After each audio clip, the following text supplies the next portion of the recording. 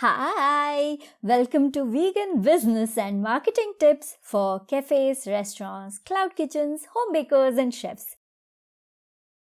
If you're vegan and you either own or plan to start a vegan food business, and you'd like to do this in a joyful, peaceful, deeply fulfilling way, then you're in the right place.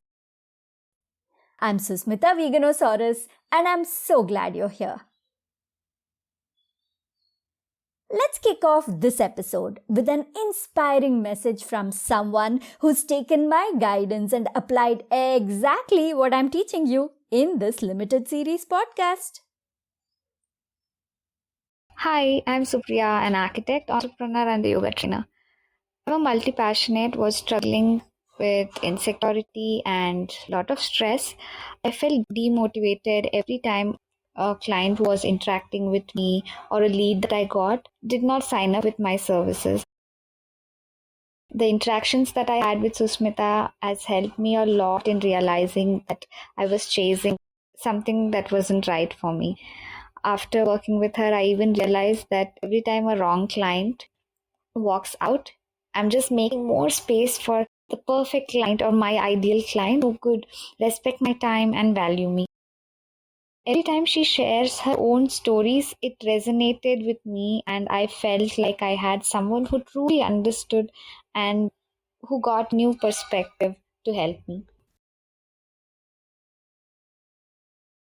It's a monthly Bengaluru Vegans potluck at Kaban Park. The grass is soft and cozy, the food is delicious, the conversations are fun and uplifting.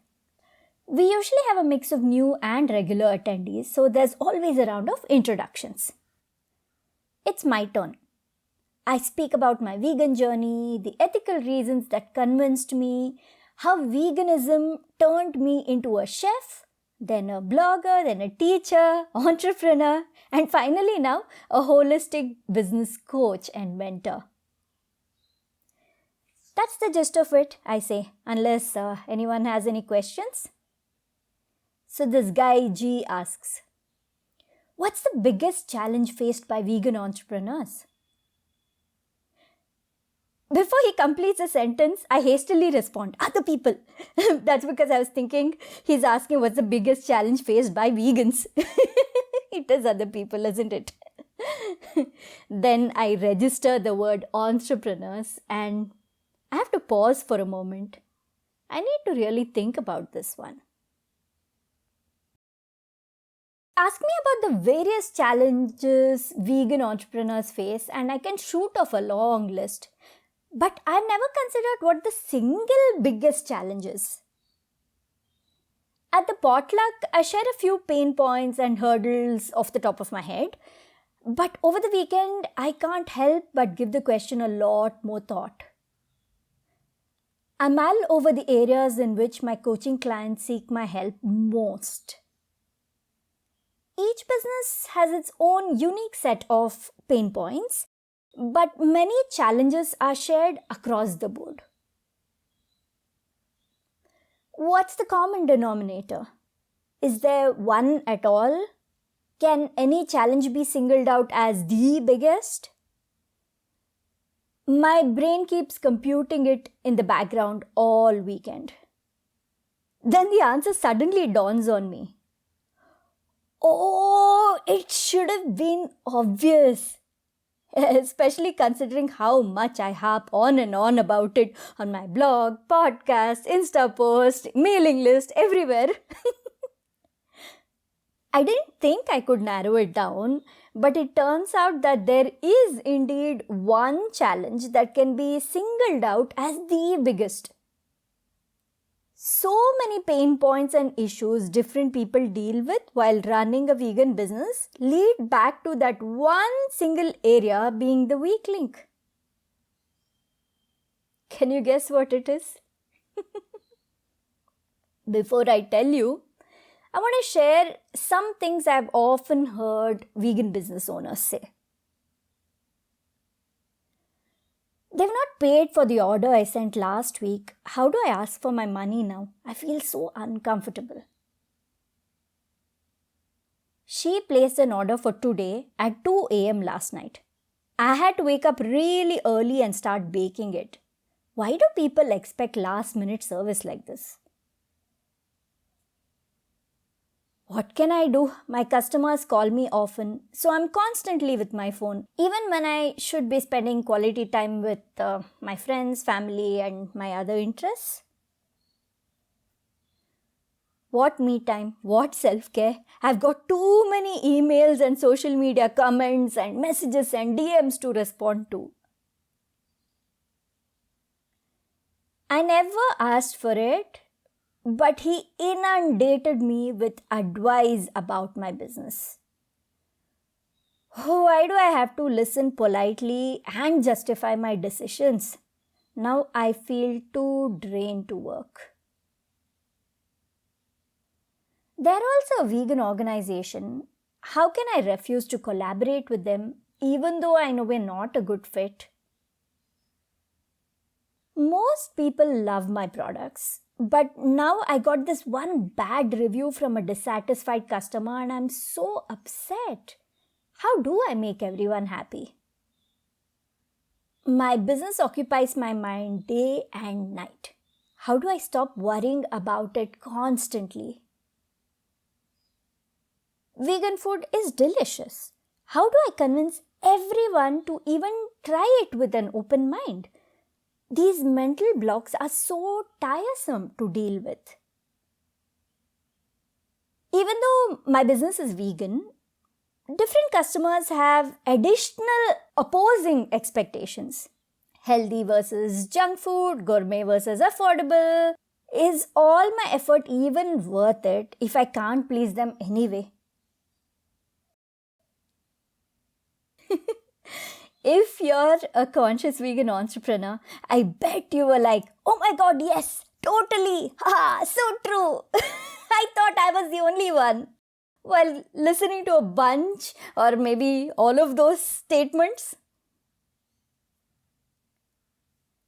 Based on my own experience as a vegan entrepreneur and many insightful conversations I've had with other vegan business owners, here's my perspective. All those emotions I shared stem from different kinds of situations. But there's one major issue underlying all of them.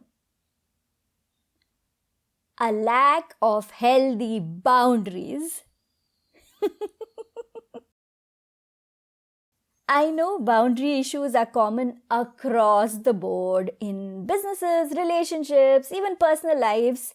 They are by no means unique to only vegan businesses. However, I've repeatedly seen that conscious vegan entrepreneurs tend to be bloody terrible at maintaining boundaries. We are way worse than the others. We feel obligated to please everyone in the vegan community. We're hesitant to say no to the wrong opportunities. We have the need to be available to our team and clients constantly. We feel guilty and personally responsible when people refuse to even try vegan food and products. And we're afraid to delegate important tasks because we believe our business should be perfect. So the only way it can be perfect is if I do everything myself. And these issues are just the tip of the big hulking, boundary disrespecting iceberg. Even though there are many unique hurdles that vegan business owners face on a daily basis, it's the lack of healthy boundaries that's the mother of all challenges. The one weakness we all share and can relate to. But here's what happens once you establish healthy boundaries. Good, solid boundaries result in time freedom, mental peace, joyful relationships, work-life harmony, deeper sense of fulfillment, and so much more. So please make building strong boundaries your top priority. Look, If you are at the starting stages of your business, you are ripe for this, because this is the stage in which all our boundaries are weak. We allow that weakness to come. This is a great time to solidify all those boundaries around your personal time and your business and people respecting it and whatnot. But even if you are deep into your business and if you feel like, hey, I've already spoiled, my customers, they expect this out of me, I can't change it. Guess what? You can and you should, because it's only going to be better for them, because you're going to give them a better experience in the long run when your boundaries are solid. You just have to retrain them. That's it. You do this, then you watch how a whole bunch of the daily hassles you face simply get wiped out. In the next lesson, I'm going to share a few tips on how you can establish healthy boundaries. But before you move on to that lesson, I want you to go to the workbook and do today's lesson properly, diligently. No peeking into the next lesson, okay? You need to reflect on the questions I've asked. It's important. Only once you've done that, then move on to the next episode. I hope you found all the information I've been sharing on this limited series podcast really, really useful and applying whatever I've taught so far in your business and seeing the shifts and the changes. If you feel like you need more personal guidance, very tailored to you as a person, your business, and your unique target audience, then I'd be very happy to work with you. Book a 1-hour vegan coaching session with me.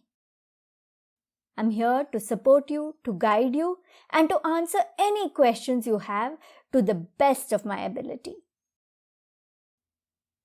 You can find the link to book your vegan business coaching call in the description of this episode. Talk to you again in the next lesson. Bye.